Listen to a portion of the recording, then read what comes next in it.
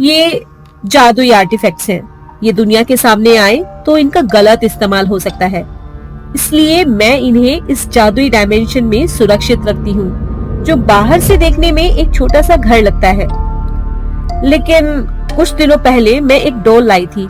अमावस की रात को उस डॉल में जान आ जाती है और वो अंधेरी शक्तियों का इस्तेमाल करती है। उसे रोकने का एक ही तरीका है, ये तावीज उसे पहनाना। विक्रम अपने हाथों में तावीज को पकड़ता है और डॉक्टर अनिका के साथ उस डॉल की तलाश करता है। एक अंधेरे कमरे में डॉल की आंखें दिखती हैं। विक्रम गन निकाल के डॉल को शूट करने ही वाला होता है, तभी वो डॉल अपने हाथ हिलाती है और विक्रम दीवार से जाके टकराता है।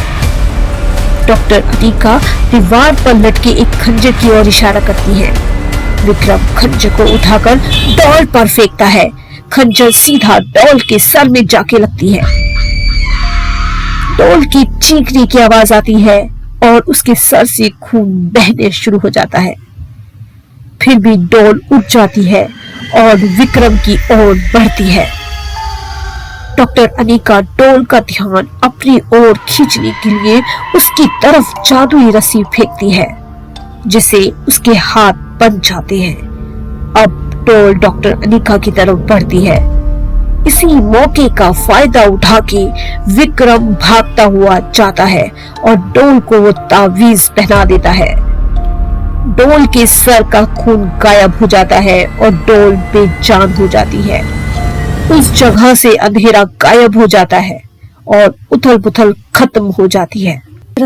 अगर तुम ना होते तो वो डॉल मुझे मार ही देती। जब मैं असैसिन था तब बहुत चीजों का सामना किया, पर जादू वादू के बारे में कुछ नहीं पता। तो अब समय आ गया है विक्रम कि तुम जादू के बारे में जान लो, क्योंकि आज मुझे तो तुमने बचा लिया, लेकिन हर कोई इतना लकी नहीं होगा।